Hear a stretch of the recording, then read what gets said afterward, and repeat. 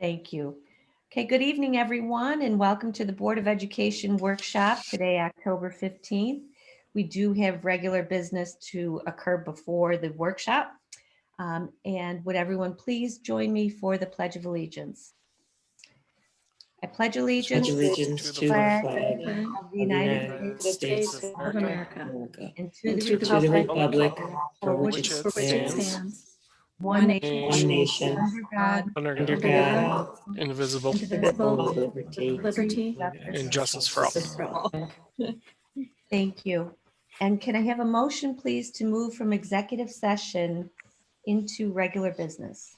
So moved. I think that was Sue and Linda. It's so Sure. hard to talk. Yes. Okay, thank you. Thank you. And we will need a motion to amend the agenda. We have a couple liaison items to add after the regular business portion before the workshop begins. So can we have a motion So to moved. add Second. Maria and Sue? Thank you. You guys are right there. Okay, and with that, we can get underway. Brian will lead us through the external audit. Thank you very much. So our external audit, there's a lot of documents for you guys to look at there, and you also get a bound copy. Those are on the way from the auditor to each one of you individually, and one to Cindy for your reference. That'll come, but you have digital copies right now. So what I try to do is just distill down the 67 pages of the financial statements and hit the highlights and the key points for you. Just wanted to go over some of those quickly tonight for you. So some of the highlights, we saw an increase in some fund balances. This audit really, there's some impacts due to COVID. Go through a little financial analysis of where our reserves were, what our unassigned fund balance is. Really kind of focus on food service a little bit and the capital fund. I want to highlight those for you. And then what the auditors, what their findings were and what we're required to do for corrective action. So a couple points that the audit, that to tease out of the financial statements, what happened is some of the COVID impacts on financials.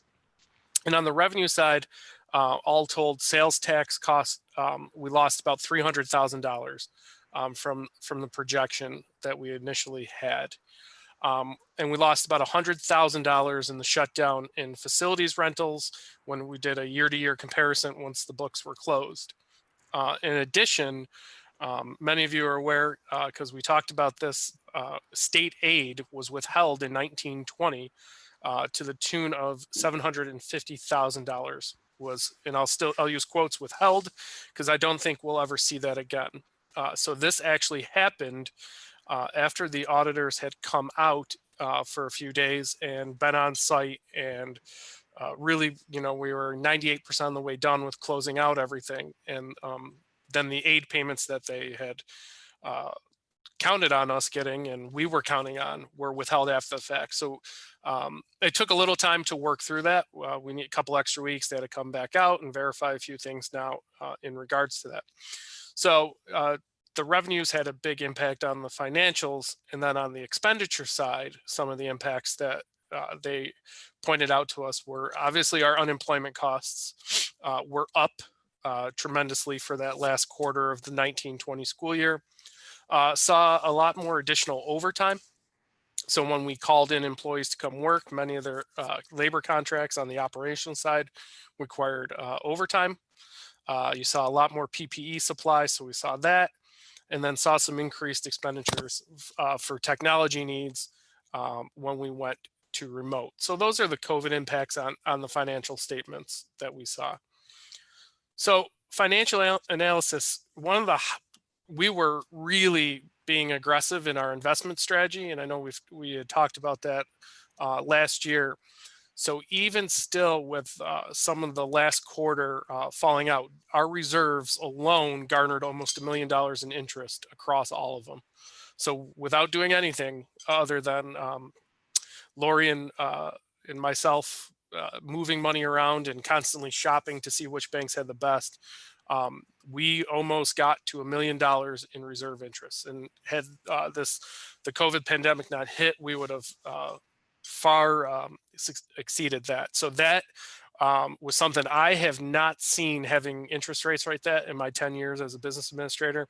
So that's a highlight that came up with the reserves. And then our unassigned fund balance, the 4% that everybody looks to, you said we were at 357. So a touch under, not by too much. And then you saw the difference between 18, 19, 19, 20, a little over $300,000 increase in that unassigned, but still below the 4% legal threshold. Really teasing into some of the analysis. If you see things that pop up, these are the two big ones that are going to really pop out at you through the financial statements. First one overall was the food service loss. And a lot of, obviously we knew participation was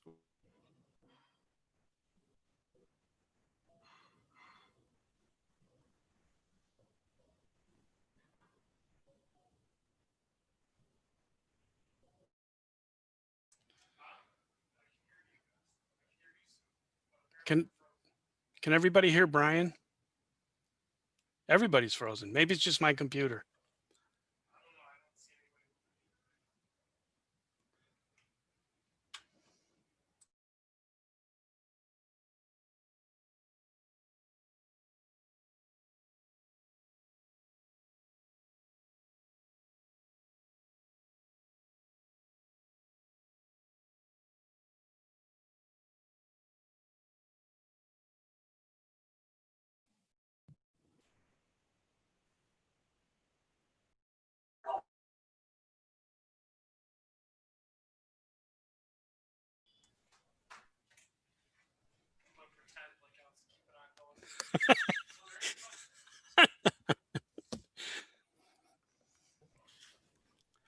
All right. Zoom apparently had a brain fart.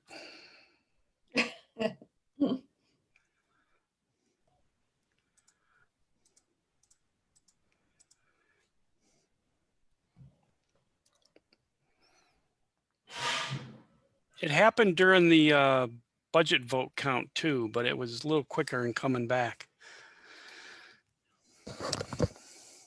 Paul, are you at district offices as well? Yes. Okay.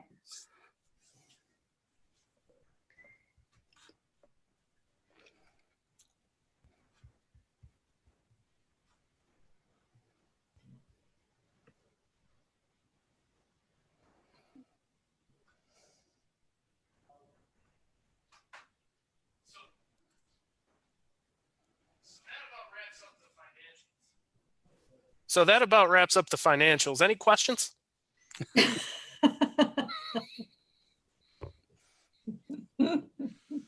Oh, we can't take all your fun.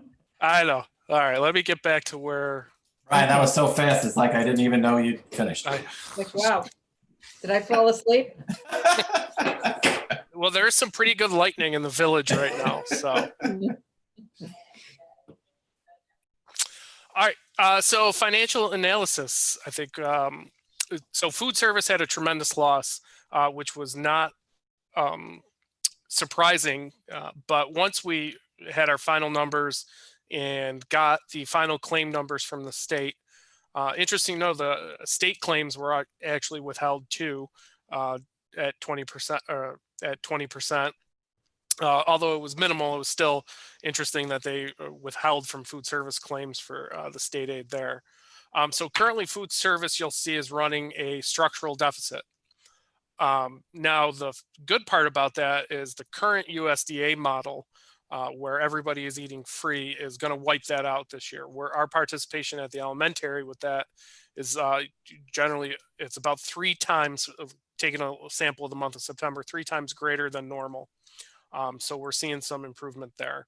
So we'd see that to be wiped out in this fiscal year. But this is not uncommon that Tom Zuber, our auditor, mentioned to the audit committee. And then the other huge number I think that's going to really stick out in the financial statements is how do we have a negative in the capital fund? And that is all due to our borrowing schedule. You know, we have projects ongoing. We limit the amount of times we borrow because every time we borrow, we got to pay interest. Excuse me, not interest.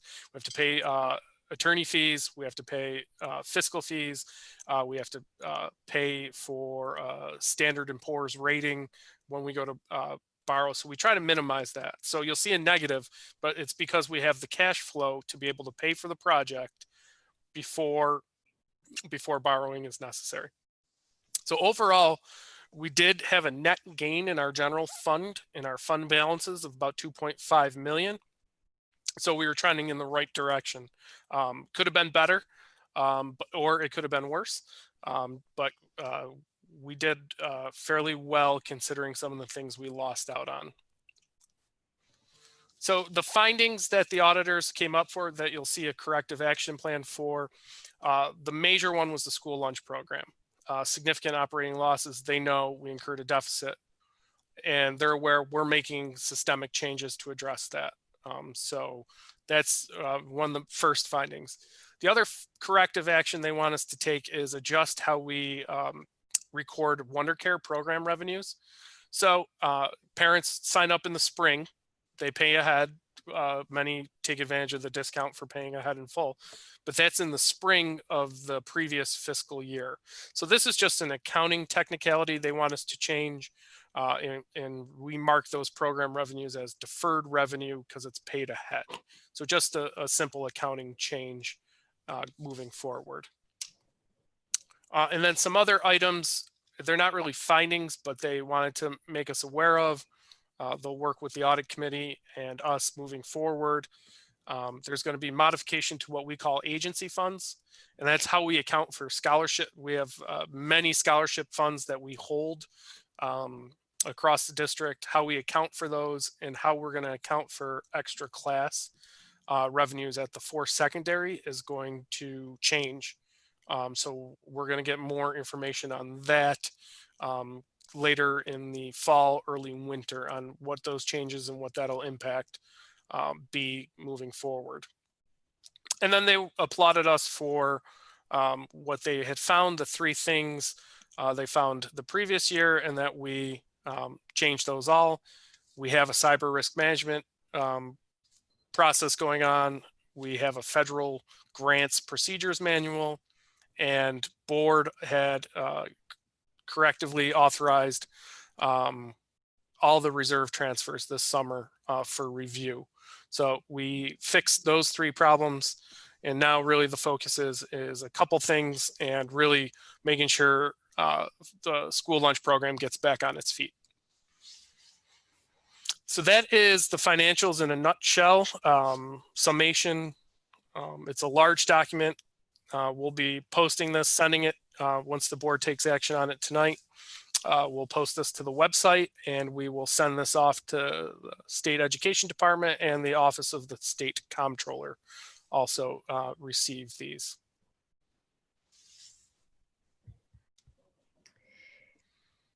I have a question about the aquaponics program.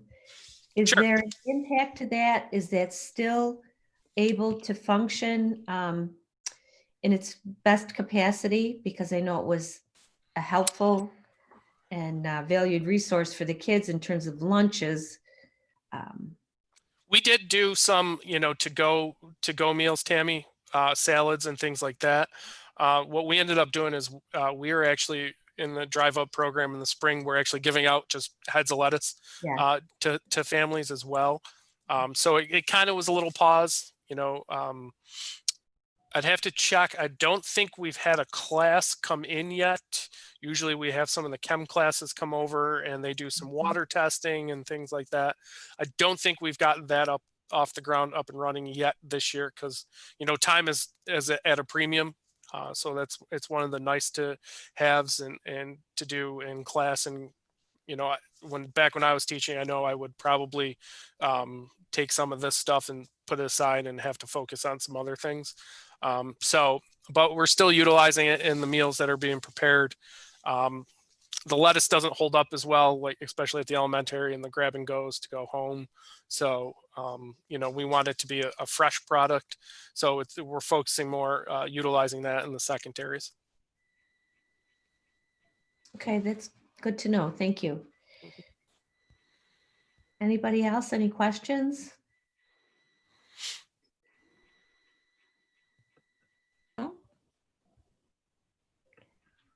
Okay, seeing none, then can we have a motion, please, to accept the external audit report as presented? So moved. In a second, Linda. Sue, and second by Linda. Okay, thank you. All in favor? Aye.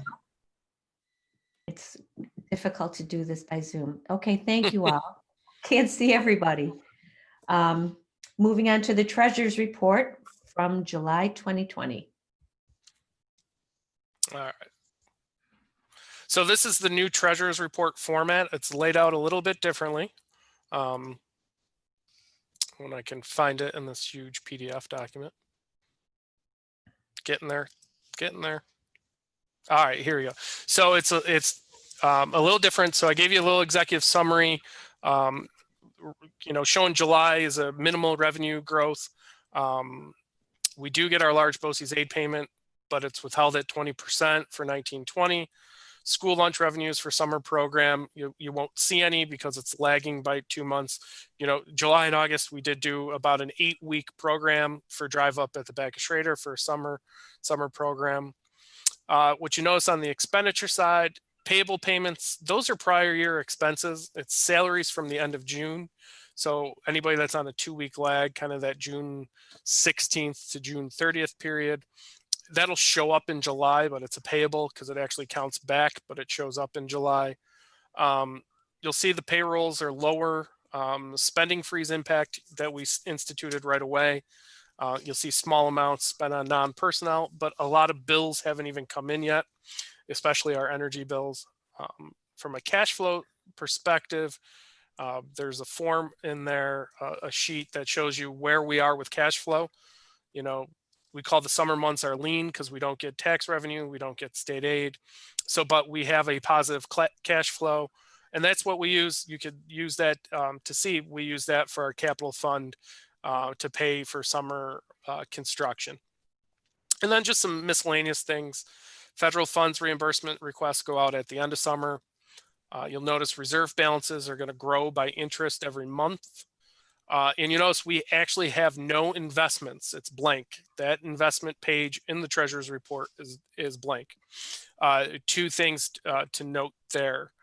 We have aggressively moved money around, but we were fearful when July hit of what would get withheld. So all of our investments that came due on June 30th, we pulled them and did not reinvest it. We left it in just our general checking account for peace of mind, per se, because we just weren't sure what the state was going to do and didn't want to lock up anything. So you notice in July that we have no investments because we didn't do anything, but we're back out there investing money now that we know we have our tax revenue and have a clearer picture. But for the month of July, we weren't sure what was going to happen. So it's just broken down a little bit more specific than the previous treasurer's reports. You'll see every fund that the district operates and all of our checking accounts, kind of with a subtotal, checks in transit, the aquatic center programs, what's going on there. School lunch, you'll see they got money going out because they're buying stuff for the summer program. But like I said, no money coming in. Capital fund, you see a lot of expenses going out. A lot of disbursements for the multitude of projects we have going on right now. You see the $69.5 million project, still wrapping up the 2016 project here at Spry and Buildings and Grounds as well.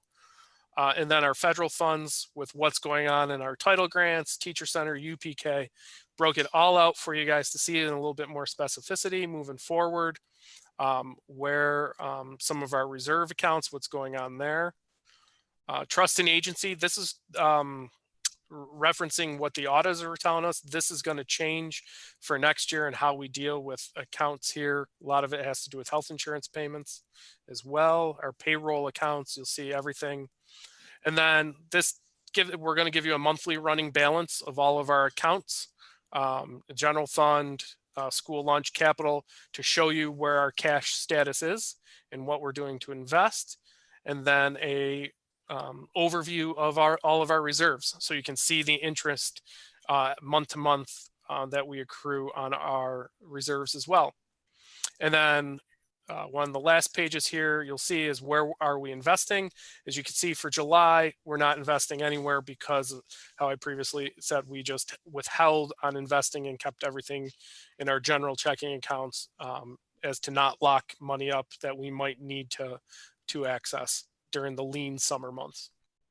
So that is the new treasurer's report. Feel free, if there's a question that pops up, shoot me an email. I could easily walk you through it, or if there's questions now, I know it's a little bit different, but it is more robust than our previous treasurer's reports. It's a lot more detailed, gives you a lot more information. It gives you a much better overview of where our cash flow is, what's happening in all the accounts, all the funds that the district has moving forward.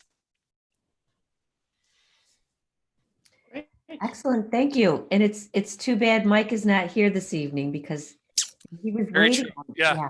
The irony was not lost when Cindy told me Mike would not be Thank able you for accommodating that request and all your work behind this. Open it up to questions.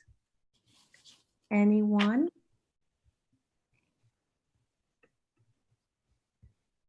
I can just say I might ask for hard copies because the writing is awfully small on the computer.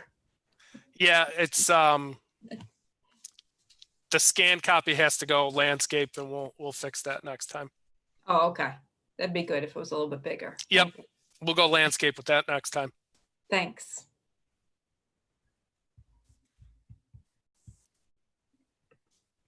Anything else? Anyone? Okay, then can we have a motion, please, to accept the treasurer's report for July 2020? So So moved. made by Mike and a second by Maria. All in favor? Aye. Okay, thank you. Motion carries. Moving on to the cooperative bid. Yeah, so we jumped on Monroe 2 BOCES bid for just anything you could think of that has to do with pandemic supplies, PPE, hand sanitizer, cleaning supplies. We all banded together to do a cooperative bid on this. So we are looking to approve this bid. You'll see the estimated order of what we think we're going to order is just roughly under $30,000 from the vendors that won the bids. Okay, you didn't have any issues with supply chain or securing what you needed? So the first part is just winning the bid, and they gave us assurances that they would be able to meet the estimated supplies that we put forward. And so if they don't, they lose the bid, and we're able to go to whoever we want. Okay. On the PPE side, Tammy, we're not seeing much supply chain disruption anymore. The supply chain disruption we're seeing is more on, and Brian Zimmer could talk about that a little bit more, is on the electronics side and sourcing parts and equipment right now. But that is even starting to loosen up a little bit. That was the last 3 months was more of a concern than the PPE. Okay. Any other questions or comments from anyone? I'll make a motion to approve the bids. Okay, in a second. Second it. Maria, all in favor? Aye. Aye. Aye. All right, excellent. Brian, thank you for all your work on this. Yeah, thank you, Brian. My pleasure. So now moving on, we amended the agenda to add a liaison report so that Maria can add information that she'd like to share from the legislative committee. Thank you. Sue's going to also join me doing this. The virtual Area 2 Resolutions Committee meeting took place on October 3rd, and the following resolutions were not supported. Number 2, 3, and 15, which related to special education, because members thought that they added burdens to parents. And they did not support number 7 on kindergarten funding, number 10 on tobacco products, and number 23 on a 5-year renewable 10-year process. And the thing is that the attendees said that some of these could become unfunded mandates, and that it could be, added to NYSBA's priority later on. Go ahead, Sue, thank you. Okay. Also at the legislative meeting, they finalized the priorities for the year, and they're pretty much standard funding at both the state and federal levels, relief for COVID-19 costs, somehow getting some kind of reimbursements or aid for those, building relationships with new legislators, depending on how the elections come out in November, mandate relief, which is always an issue, and exploring ways to mitigate the digital divide. So those will be the focuses of the legislative committee. In addition, they updated position papers. And for those of you who aren't familiar with them, what happens is collectively members of Monroe County School Board Association help write papers to help keep board members informed in a more detailed way on some of the issues. And the current position papers that were updated are the bus driver shortage, role of regents and SED for public education, impact of staff shortages on school districts. And they're also looking for volunteers to help work on the mandate relief update paper. In November, a few members of Monroe County School Board are going to be meeting with the regents, and they have several questions that they're going to ask. And they're also wanting to know if any of us have any questions. So if you can think of anything that you want to ask the State Education Department, just let Marie and I know, or you can send them and we'll forward them to Sherry Johnson, or else you can just send them directly to her as well. But they relate, the questions that they've come up with so far are around workforce availability, filling vacancies in the State Ed Department because they are so short-staffed, talking about or finding out what they mean by reimagining schools. They're looking for more flexibility and guidance regarding online learning. And what about state testing in the spring? Those kinds of questions are the ones that they have identified. But if you have anything else you want to add, just let Marie and I know, or I know. And then also at our last board meeting, we had a little bit of a discussion on NYSBA, New York State School Board Association, and their and how they work. And actually, Michael would be very interested in this topic because he's the one who raised the questions. But I'll give him a call and let him know. So NYSBA has 4 people working in government relations, and they're really the lobby staff, and they lobby on behalf of the whole organization and for New York State. And just so you know, in contrast to that, Monroe County School Board is an advocacy group. They don't have the same designation, and they are not officially a lobby group like NYSBA is. Like I said, they have 4 people. Generally, 2 people are in Albany at any given time, advocating, lobbying, talking to people. But they have their major issues are pretty much consistent with Monroe County School Board. But this year, they're specifically local control, funding at the state and federal level, and mandate relief. And then where the resolutions fit in, I mean, they have, this time there's like 20 of them that potentially could be approved. And what happens with those is everyone's familiar with them and they pass them out to representatives and such, but they're really reinforced and focused on when the opportunities arise, when another group might bring up the same topic or something that's related, then they jump in with these resolutions and these asks, if you will, the things that we are looking for. When there are comparable issues, if that makes sense to you. So that's how the resolutions work. So their primary is the funding and the things that we, tend to think of as important. And then the resolutions are like a second tier, if you will. And that's how it works. And I didn't know exactly how it worked either, so it was good for me to find out. Does anybody have any questions? No, it sounds like their focus is all the issues the challenges that are presented because of the pandemic. Yeah. So it makes sense that everybody would be informed and rally behind those. Right. And there is we just got a newspaper today. It was the October 12 issue of On Board. And they have a report, a delegate report, and it has all the activities of the Government Relations Committee or group of people. If you're really interested in that, there's a lot of stuff that they've been doing. So you get an idea of the kinds of things that they do. If you do have questions that you want to submit, the next meeting is on November 11th, or excuse me, November 4th. So you make sure that you get your questions in to us or to Sherry before that. Thanks. Thank you both. You're welcome. Okay, so now the regular business portion of the meeting is over and we're moving in to the workshop portion.